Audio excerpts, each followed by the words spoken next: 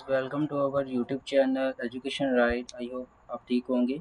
सो आज हमारे वीडियो का जो टॉपिक है वो है वेरिएबल एंड कांस्टेंट, यानी कि प्रोग्रामिंग लैंग्वेज के अंदर वेरिएबल्स और कांस्टेंट क्या होते हैं।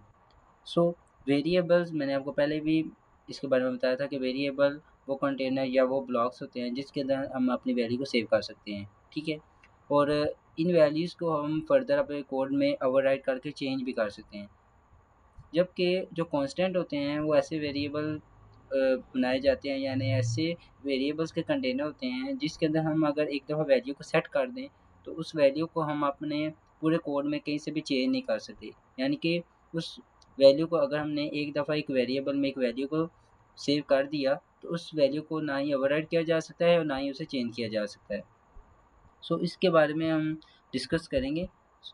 तो कुछ एग्जांपल से हम इस कंसेप्ट को समझते हैं। फॉर एग्जांपल, मैं एक वेरिएबल डिक्लेयर करता हूँ इंट टाइप का, int a is equal to 10।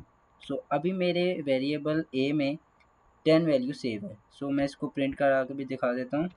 Print F लिखेंगे, उसके बाद इधर लिख देंगे माई सेव्ड वैल्यू या स्टोर वैल्यू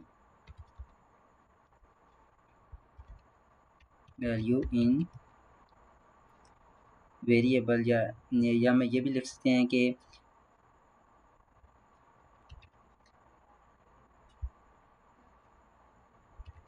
वेरिएबल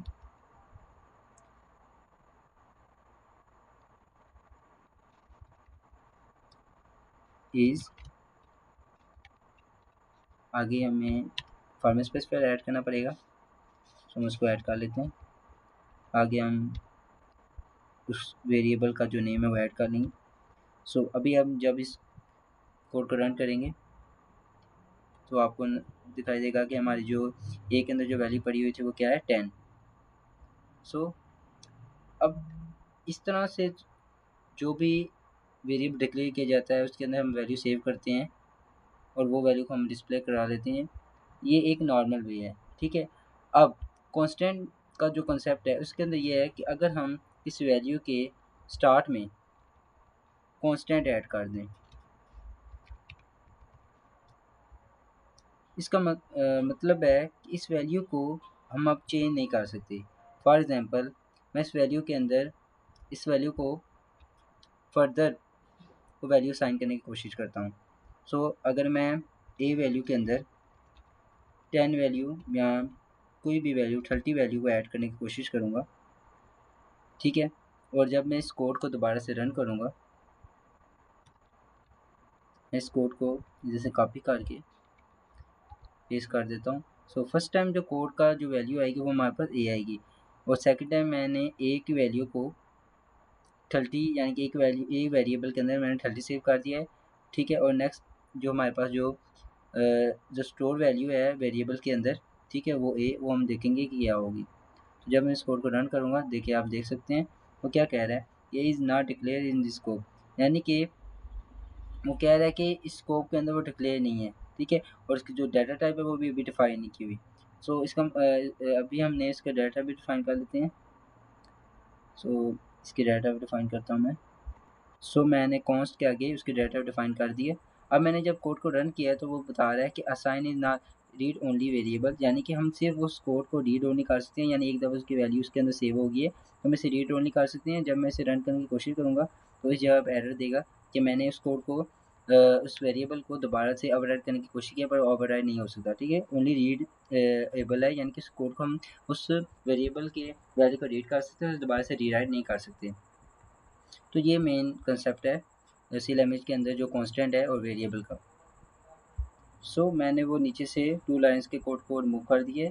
अब देखिए कांस्टेंट इंट जो कि डाटा टाइप है, वेरिएबल का नेम वैल्यू, और ये जो स्टेटमेंट है इसको अगर मैं एग्जीक्यूट करूँगा तो इस टाइम वो एग्जीक्यूट हो जाएगी क्योंकि मैंने उस वैल्यू को स्टोर किया है, उस वैल्यू को डिस्प्ले कर दिया है। बट जैसे ही मैं उस वैल्यू को ओवरराइट करने की कोशिश करूँगा तो एरर डिस्प्ले हो जाएगा।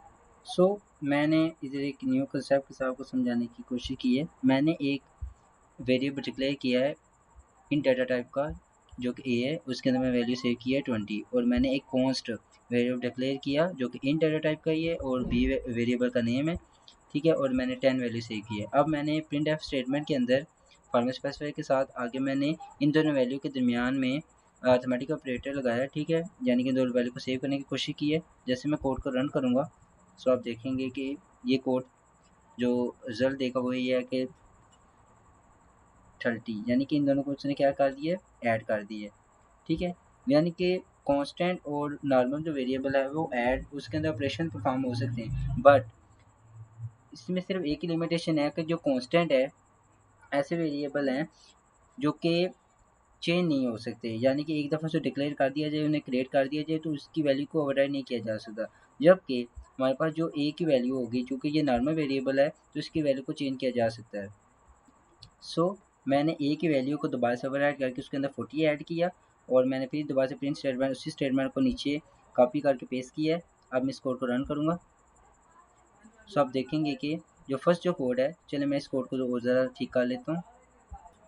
अगर आप 2 लाइन्स में अगर आपका कोई ऐसा कोड है जो कि उसकी 2 लाइन्स प्रिंट हो रही हैं और एक साथ प्रिंट हो रही हैं, तो आप उन 2 लाइन को नेक्स्ट लाइन पे लाने के लिए \n यूज़ करेंगे, जो कि नेक्स्ट लाइन पर आपकी जो फर्स्ट कोड की जो लाइन होगी उसको नेक्स्ट लाइन पर कन्वर्ट ले जाएगा। सो मैं इस कोड को अब रन करूँगा। सो आप देख सकते हैं कि हमारा जो रिज़ल्ट है वो एक फर्स्ट टाइम हमारा जो रिज़ल्ट है वो 30 आया है, सेकंड टाइम हमारा जो रिज़ल्ट है वो 50 आया है, क्योंकि मैंने ए की वैल्यू को 40 कर दिया था और जो बी की वैल्यू है वो है 10, तो और 10 और 40 मिलके 50 बन गया। सो आपको इस कंसेप्ट की आई होप समझ आ गई होगी। इस वीडियो के लिए इतना ही। नेक्स्ट वीडियो में हम न्यू कंसेप्ट के साथ, न्यू सी प्रोग्रामिंग लैंग्वेज के कोड के साथ आएंगे। So thank you for watching this video, और हमारे यूट्यूब चैनल को ज़रूर सब्सक्राइब कीजिएगा। उस वीडियो को अपने दोस्तों के साथ ज़रूर शेयर कीजिएगा। थैंक यू, अल्लाह हाफिज़।